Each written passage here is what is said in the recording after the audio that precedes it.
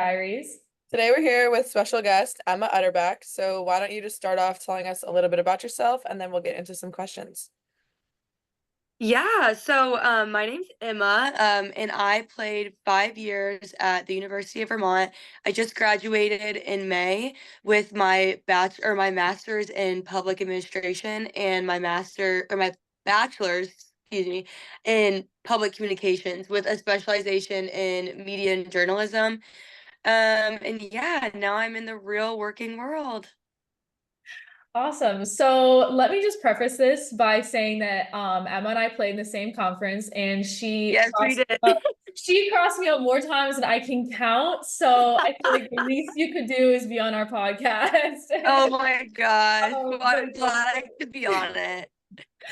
but for real, so basically we're gonna start. Let me just start because I don't know if Emma's gonna brag about herself, but she's a great player. Vermont won the America East Championship in 2023. I'm pretty sure, correct me if I'm wrong, but you were on first team for like I know the entirety of my career, so that was at least the past 3 years. So she's a baller, and so we're really happy to have her on and kind of talk about both her basketball career as well as getting into like social media and content creation and NIL and stuff. So I guess from there we'll start with basketball. Can you kind of talk a little bit about your career and like anything that you think really made an impact, like coming in as a freshman and just like making an impact right away? Like any advice for kind of freshmen who are looking to do the same thing? Yeah, honestly, I think the biggest thing that set me up for success, just like from the start, was picking the right place. I was a huge homebody. I'm from Indianapolis, Indiana. So like going to Vermont, 15 hours away, it honestly kind of seemed people were like laughing because they were like, there is just no way you're gonna be there for a semester and then you're gonna dip. Like, there's no way you're going to Vermont. But honestly, the reason why I went was because one, I wanted to play and I wanted to turn around a program. The program was not good. Like they were a losing record. Coach Kress, who's still there, it was going to be her first year as a head coach. So I wasn't able to see prior years of her being a head coach. Honestly, it was just like a lot of trust in what she promised me. And basically, what she promised was, I want you to kind of be one of the faces of turning around this program. And I think that you can do it. Put so much trust and faith in me. I'm telling you, like, that was the game changer. Like, I think that I was kind of undervalued growing up. I was really skinny, like, really teeny. And I think honestly, she just saw so much potential. And I think when you're picking your college, it's really important to like go to a coach that sees potential. But you want to make sure that you're not going to a place that is kind of like buttering you up. Like if they're buttering you up a little bit, like you got to be able to kind of sense out the fake stuff. And just kind of see in their actions just who they are as a person. I know it's hard through just like maybe one visit, but that's why it's important to do a lot of phone calls with all the coaches, making sure you really vibe with them too. The entire coaching staff, I feel like they were my parents away from home. Initially, my freshman and sophomore year, I had a guy coach on the team. He was like my second dad. So honestly, it's just like that family atmosphere. And then if you want to play and you want to play, sometimes you kind of have to sacrifice initially going to a bigger school. Um, Sometimes that's not the case, but you see a lot of people that go to a school because of like the glitz and the glamour and like all the bells and whistles. But I'm gonna tell you right now, I know you know this, but Vermont has probably the worst facilities in literally all of America East. It's so bad. And I was promised a brand new gym by the end of my sophomore year, and then COVID hit. So like you really kind of have to go to a place without like thinking about the bells and whistles. Kind of just makes you think about the character, the academics, and just like the impact that you can make on the floor and off the floor while being there. I think that's just like initially the biggest piece of advice I would give because I think that really set me up for success for the next like 5 years. So, Yeah, no, absolutely. And I also resonate with that too because I went to Richmond and the first year that I went in, that was my coach's second year coaching there. But when I committed, he was coming in new. They were at the bottom mhm. of the A10. And so I think that's advice that we've shared too. Like pick the program where you're wanted, where you know you're gonna play. Like there's certain schools where if you come in as a freshman, you're not going to play just because that's the standard that they have and they're going to play seniors. And so sometimes it can be scary to choose a newer coach or like you said, but if that's what's going to get you to play. So we've talked about that in previous episodes. So it's really cool hearing you talk about that.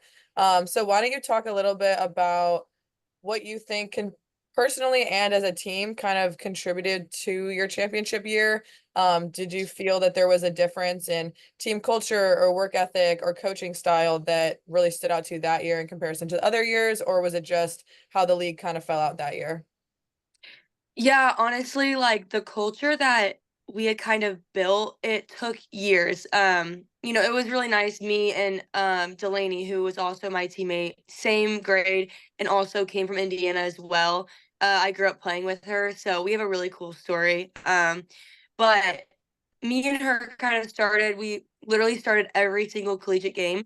So just having that experience on the floor at all times, I think it's just we knew from the beginning like the goal that we wanted, which we wanted to win the America East. So having people that with experience that want that goal and kind of our vocal leaders are willing to do the extra work, like you would never not see us in the gym, either late at night or before practice, an hour before, putting up extra work. Like that was the culture. So when people came in, they knew like you're not just gonna put in the work and practice and then go sit on your butt the rest of the day and not think about basketball again. Like you're gonna study the game, you're gonna study scout, you're gonna study your own like practices and like what you do. You're gonna go meet with the coaches. Like you're gonna be smart on the weekends when you go out. Like obviously you're gonna go have fun, but you're going to make the team like people are gonna respect your team by the way that you act in the community and all of those things. Like it all adds up. And I think that me and Delaney did a really good job at I feel like setting that standard. And it was a really cool thing to see. Like that specific year, every freshman, sophomore, junior, transfer, like everybody was so locked in. We also did meet with a sports psychologist, a team sports psychologist every single week. And we that year that we won, we went on a 17 game win streak, and it was literally because we met with a sports psychologist and we got our minds right. Like the game is so mental, and it's so important to like not overcomplicate the game, but also like you gotta really take it seriously when it's time to take it serious. But you obviously still want to have fun. So like understanding that balance and also understanding each other. I think one thing that's lost is like when you're a leader, it's not all about like barking orders. I think I really had to understand as a leader like the interpersonal side of it, and like just the being personable and building that those friendships off the court. It makes everybody respect each other on the court as well. So like when I had to get on someone, they respected me. There wasn't like this animosity. It was like a friendship, like I know you love me because you've shown it, and so like I respect what you're saying type thing. Um and I feel like it honestly led to so much success. And even when we were down, there was just like this sisterhood kind of vibe. And just kind of got to a point like we lost, but we already knew what we did wrong. And it was just like such a quick fix. Yeah. So I would say that, yeah. Yeah, no, that's great. Yeah, no, that's super helpful. And I think that I'm really curious, like, about this kind of sports psychology portion you mentioned. Is there any like, like tip or trick, or like, did you ever meditate or do anything that you think like you could just share that might be helpful, like pre-game, or like maybe like if you were ever in like a slump or something, like anything that Yeah. you kind of learned how to like get out of it?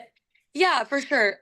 So for me, like when it comes to personal, just staying calm, I rely on my faith. Just being a Christian, I think just praying and kind of just leaving all my worries to God was a huge thing that got me through my time. Because I'm a very mental player, and I think like when I'm feeling it, like I'm good, but the moment that I'm starting to struggle, like I start to be really hard on myself. And so just personally, that's why I think a sports psychologist was good, because I was able to apply my faith and just like my own personal stuff, but also like with my team and just how I led as well. And I think what was really nice about being on a team, when talking with a sports psychologist, is you were kind of able to hear what everybody's weaknesses were and what they were feeling at the time. So say like I don't know, a random girl on your team, she is giving you attitude, or like she just like wasn't being super communicative during practice and it pissed you off, and you're like, we need that from you, and you feel like you want to go up to her and just be like kind of get on her, but you have your meeting with the sports psychologist and she kind of vents and is like, I'm really going through this and this, my confidence is low, there's this stuff going on outside of practice, and like it kind of makes you approach things on the court differently. It allows you to approach them in a way that like they are best going to respond, which I feel like maybe in the past and also on teams that don't really have good chemistry, it's just kind of like, I don't care what you need, like this is who I am. Like I'm a person that's hard nosed and I'm gonna get at you and you gotta either take it or I don't know, like cry about it. I don't know. But I think that honestly, like the moment that we understood I'm not gonna get as much out of this person if I'm not understanding like the best way that they take criticism, or do they need me to yell at them, or do they need me to like pull them to the side and just tell them like I believe in you. Just as a leader, that's a really important thing to hear from your leaders. So just honestly hearing the vulnerability of your teammates in a group setting, it was like really, really huge, especially after rough games. Yeah, that's crazy you mentioned that because like this was such like a shock. The first week I transferred to University of Delaware. Yeah. And like literally the first week summer session, we had this meeting. It was like day 2 and everyone like had to bring in like a special moment or something, and we all like just kind of shared like really pretty much like the most like the biggest like impact on our life, like, and people were talking about like loss, and like I talked about my mom, and like Mhm. everyone was like really like, and everyone was sitting there crying. Like I had Yeah. met these yesterday and we were all sitting in the locker room crying. And it was like the most like unreal experience. Like I walked away like, wow, this was crazy, like in a good way, because like you said, like you understand like kind of what each person, like what their motivation is, like what is their why for Yes. sitting in the Mhm. locker room playing basketball, like what motivates them, Yes. what they experienced, is it something you can relate to, like, and it's Yeah. just crazy that builds bonds. But like that was like I had never done that before, and I was just sitting there like, oh my god, like I'm sitting here crying with like 14 girls that I met yesterday, and like the coaches were in there. Exactly. Like, that's crazy that you mentioned that, because that was like shell shock for me, but it was actually like really impactful. And like I see what you're saying with that. Oh, yeah, and I think also, like, for me, I know me personally, my coach learned this from the jump, like, if you're yelling at me in front of everyone, like, I will not take that well, like, if you come over there and you actually explain it to me, you're gonna get way more out of me, and I don't know, it's just, like, they understood, like, what makes me tick, they understand, like, what gets me going, like my teammates hyping me up, like if I have a teammate, like just even if it's one, but they're like, I believe in you and I'm having a rough game, like that just fires me up. But if they're silent, like I start to get in my head, I'm overthinking. So it's just like I love that you guys did that, because it's like people's why. So if they're down, you're able to remind them like, why are you doing what you're doing right now? Like think about that right now. Even when you're overthinking and you're hating your sport, like remember those things. So I played Delaware and they were good as shit. So I don't know if I can cuss on this, but No, they you're were good. so good. So that I love that they did that, because that makes sense. Like they were so good. I know. And it's so important because the mental aspect of the game is like kind of what makes or breaks good players and good teams. Yeah. And when it goes throughout this season, like people start to kind of self-isolate and you feel like you're the only player that's ever had a bad game. You're the only player who's ever been in a slump and all this stuff. And so like being able to really lean on your teammates and your coaches, like I commend both of your guys' coaches for like taking that approach, because I think there needs to be more wide acceptance of like more than one coaching style for different players. And that doesn't mean that like, if a player is like really soft that they can just get away with it, but there's different ways Right. to communicate, and it doesn't have to be like babying someone. It's just figuring out the effective way to coach and teach and lead and all that stuff. So I think that's awesome that you guys did that, and the fact that like you as a player leader really like bought into that, because I think that's also really important, like when the whole team has the chemistry and the same mission to really like buy into what the coaches are presenting in front of them, especially when it has to do with the mental side of the game. Yeah, exactly. Yeah, for sure. So I guess we're kind of gonna like not shift gears, but talk about, I want you to kind of talk about, because I know you started a series on TikTok too of like advice about like NIL stuff and Yeah. like being a college athlete. With like obviously having so much time commitment for sports and things, like what do you think, like what kind of NILs were you able to get involved in? And can you talk about like time management for like doing content and things like that in college while in season? Cause like obviously like it's kind of easier when we're doing 8-hour weeks, but like once games start, like how did you kind of manage like being able to post content and stuff while also being, you know, in season? Yeah, so that's a great question. And it's something that I feel like I still was kind of trying to figure out until the very end when Byron reached out to me. And Yeah.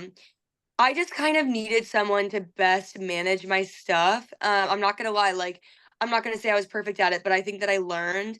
I think that it's also really important. Like NIL is so huge, but like your performance and like your sport obviously takes precedent no matter what. So I think if there was times where the sport was getting a lot and I was really in my head or I was in a slump, I would kind of take a break from NIL because honestly, it just became like really overwhelming. And I think a big piece of advice I would give is like, you want to enjoy everything you're doing. Like, you want NIL to like not be a chore. You want it to be fun because like you're partnering with brands that you've always wanted to partner with. And like, you're kind of just like networking. It's such a fun thing. But when it tends to be overwhelming, like, you really honestly, you either got to ask for help and get an NIL manager, or I would just like take a break because obviously like one thing that I will say is like say you're focusing so much on NIL and you're not focusing on your sport, you're in your head, like your teammates can see you're like trying to do both. I think it's like then your teammates start to get worried about you, like, is their head in the right place? Mhm. So I think it's really, really huge just to make sure you're time managing, which I'm glad you said that because I that's like what I wanted to talk about. Figuring out how to time manage is going to help you not be overwhelmed. It is probably the biggest lesson that I've taken from college basketball is how to time manage. Like coming into freshman summer, literally I had no look of time management. It was so bad. And it taught me so much about how to get the most out of your day. Like even if it's 15 minutes that you would just be sitting on your phone, how can you use that to maybe like make a video or brainstorm ideas? Especially right now that I'm working like a full-time job and I'm trying to like kind of do, which I'll get into later, but trying to get into like social media and like sports and like women's basketball, trying to go back into that area. It's a lot going on. And so I'm really even using my time management now to try and make those series like that you talked about where I'm trying to give back. I'm trying to like educate people so they just don't make like similar mistakes. Um but honestly, the deals that I got, it's really hard when you're in a mid-major program because you don't have the oh my gosh, what's the word? Is it collaboratives? Yeah, No, collectives. collectives. Yeah, Thank you. I just collectives. had a brain fart. Collectives. Yeah. So you don't have collectives, you don't have donors just like throwing you money. So you kind of have to go hustle. You also don't have anybody that's hired on through the program to kind of like teach you financial literacy. Like I learned what a 1099 was from my parents. Had no clue what it was.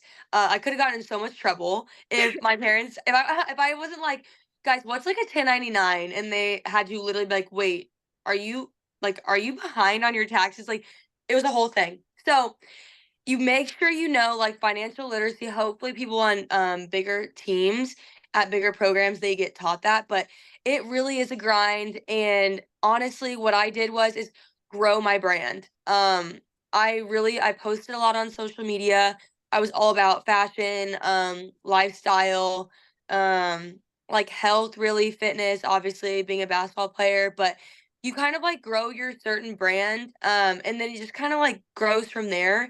And as my social media presence grew on TikTok and Instagram, my deals grew as well. So like when I would reach out to businesses, they saw I was kind of like a valid account. And so they were like more willing to work with me. But if that's something that's hard for people that kind of have a smaller account, I would recommend going local. So honestly, I would say I made the most money local. And working with a local training business that basically took the women's and basketball and men basketball players from UVM and basically hired them on as trainers for his business because he used to play on the men's basketball team at Vermont. And it was the coolest idea. And basically every month, me and Delaney would host a clinic, and we would get like almost 70 people, and it was huge. Like it started off a little bit smaller, but I was in a community that like started to love basketball, women's basketball, loving it was on the rise. So a lot of people were rallying behind. We have no pro sports in our state, so it was kind of like UVM was insane. So literally every kid would come, and you make a lot of money then, and then also like I loved doing it. I loved giving back, and so I just every week, every Monday, I would spend 3 hours after classes, and I would just train whoever he had for me. And I just kind of like built my relationships in the community. I honestly, that was the most fulfilling NIL NIL deal that I had. I would very much recommend going local for sure, and then try to expand. Yeah, for sure. That's such a good idea. And like I like volunteer coach like 7th grade basketball. And first of all, I didn't realize how difficult it'd be. Oh, it's so Like hard. It's like so hard. you think about like all the things you learn in college, and then I'm Yes. talking to 7th graders. I'm like, you guys aren't tagging the roller on the screens, and they're like, what are Yes. you talking about? And I'm like, okay, so I don't know what I'm talking about actually, but Yes. like, that's so true. Like training, and I know like a lot of people that do that and go back home and train, and that's like a really good idea too to turn it into like an NIL and like find that connection. I think that's a good idea that I definitely might use. Yes. Also, like reaching out to, I didn't even mention this. So I do the training, but I also, like you said, you were coaching. I Mhm. coached like little AAU programs. So like fourth, fifth grade. It was so hard because they couldn't dribble without traveling. And it's just like you have to really like go back several steps. But um like the little kids, they just adore you. Like they just look up to you. They go to all of your games. You see, and like you build a fan base. And obviously you coming to our games and at Patrick Gym, like we could get it packed. So, It and a was lot of it was packed. Like it was amazing. And honestly, it was like a lot of the little kids that would come to our camps, and then after games, they bring the posters down, you sign them. Like it was the coolest college experience because you did the work, you spent time in the community, and like it will pay you back. Like you and I went to Vermont last weekend for Kat Gilly, the redhead on my team. yeah. She had her 21st birthday, went back, and literally like two of the girls were like, "Can we just come to Patrick Gym and just like see you again?" Like you build lifelong friendships with these people. So it's like, yes, you're making money, but honestly, it's like the relationships that you build along the way, it's just like way more fulfilling. So No, that's so awesome. So you talked a little bit about what one of your favorite NIL deals was. What's one NIL deal you're really hoping that you'll get? Like what's a dream brand that you haven't been able to work with that's like on your bucket list, you're actively pursuing, if you're Mhm. comfortable sharing that. Yeah, no, that's fine. So right now I've been really trying to work to get like a pretty, like not just like a normal NIL deal kind of where you get sent stuff and you post it, but like where you kind of partner for a while, and like they post you on their socials. Maybe you're like not in their stores, but like a thought that I wanted to work with Ulta Oh, and kind of doing a whole thing where like, because I wear makeup when I play, like I love it. And I was wanting to do kind of like a segment or like a series with them where I interview other girls that love to get all glammed up for games, and like using their products, kind of like doing a whole podcast through them. Was trying to get that in the works, but I had to kind of change some things about my account and just reaching a more of a female audience, which it's like it's hard to control, but um that's something that I would really really love because I can still do that outside of college. And Mhm. then honestly, just like any clothing brand that I love. I mean, it's just hard because like other ones, it's just I don't know if the opportunity arises. I just don't know yet, but right. I know for a fact Ulta, I've been definitely trying.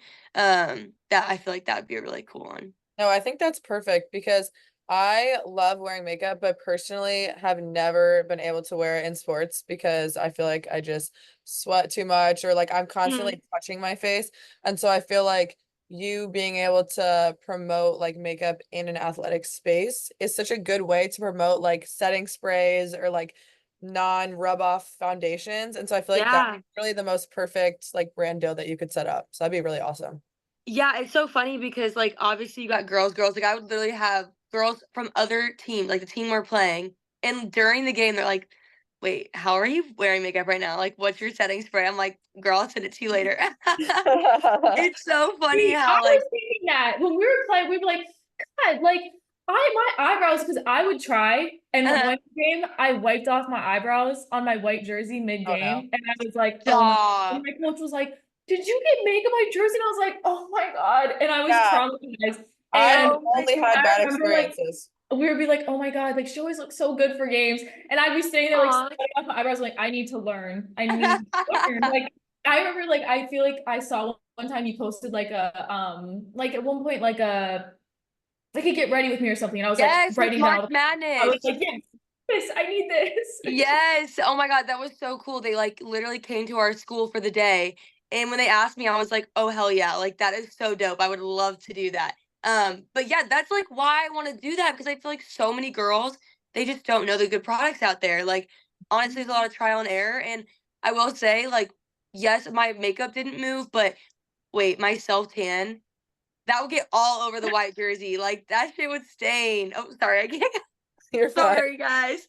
You're fine. But yeah, the self tan was a whole different story. See, now Oh. I feel like you need to angle some company to learn how to do a self-tan non-sweat resistant, like, Yeah. Wait, That's maybe there I you should go. start it, guys. Like, Like, yeah, no, that could be your thing. Cause like honestly, I feel like within women's basketball, there's definitely more of a rise to like allow your feminine side to show, like be girly while being in basketball, which has like predominantly been viewed as a masculine sport. And so I feel like there's so many like little business opportunities or like even just like social media avenues that are like so big within this space right now, especially given the fact that like women's basketball is trendy. oh my yeah. gosh, guys, I have a business idea for y'all. Okay, this just came to my mind. Lexi Hull on the Indiana Fever. I don't know if you guys know her, Yep. beautiful, literally beautiful.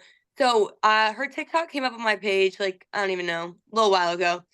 Her and her friend just actually started a company, a makeup company for athletes, like Oh yeah, I saw Sweat that. Crew. You guys should see if you like, I mean, obviously, like, I don't know. I'll talk to this later. I'm trying to start working in the WNBA. Like, that's my next avenue. Like, I want to get into that. And, like, obviously, I live in Indiana and she literally plays for the Fever. So, I don't know. We'll have to like keep in touch about that. But you guys should try and see if you should talk, like, can talk to her and do some sort of interview because I feel like that would be a great person to talk to. Yeah, no, absolutely. We're trying to reach whoever we can reach, and we will all tag Lexi Hull in all of our comments. Yes, tag her, tag her. And I we'll need to tag talk to her we'll tag too. Ulta, we'll tag all the companies that Emma wants to work with, all Yes, the companies. put Yeah. me on.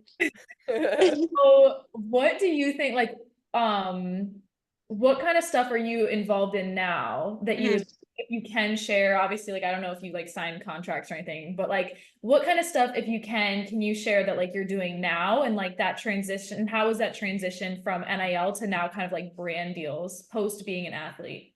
Yeah, so I actually just got a deal with Addicted. It's like a clothing brand. I don't have you guys heard of it before? Yeah. Mhm. Yeah, so I just got a really cool deal with them. A skincare brand, Use the People. Um, and I am currently, I don't know if I'm allowed to say it, but I am in the works of starting to actually do like a side job because I'm working full time. I have an 8 to 5 job. But I am going to probably, I'm gonna say probably work a side job where it's a like a social media network that basically gets like the pass, like they go to all any WNBA game, any NCAA game, they have like the social media pass, and you can go in, you can interview people, make content, and I would basically go in to whatever game they wanted me to go to on my off time and like make content for their account.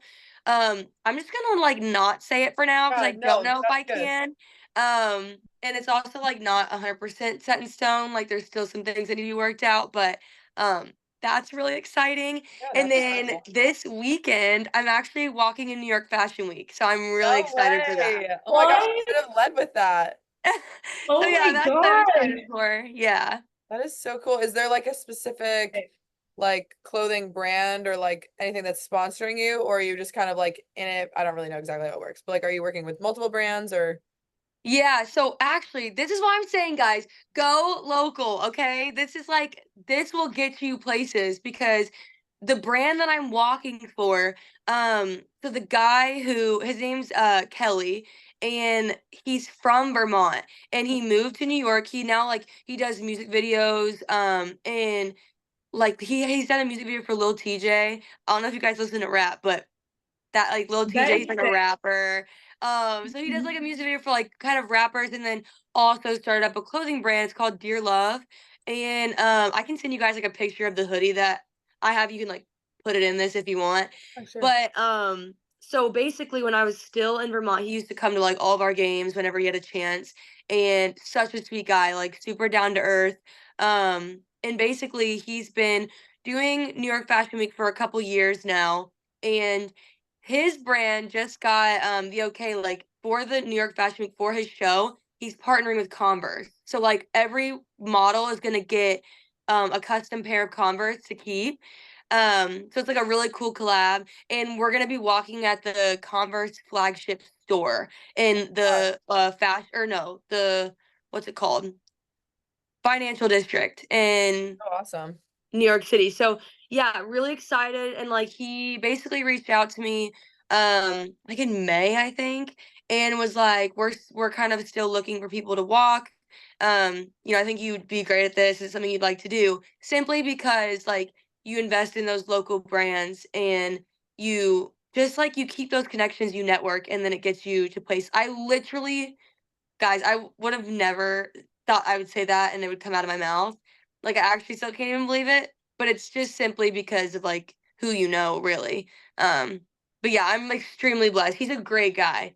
Wow. So, That is so awesome. And that's such a great like testimony to why relationships matter and why yeah. like you never overlook certain people and what they have to offer because you never know where people are gonna land. Like, and that honestly even goes for like brands, that goes for coaches because coaches transfer and players you come across, like everyone is gonna end up somewhere else in the future. So that's like a really just great piece of advice for you to share. Yeah.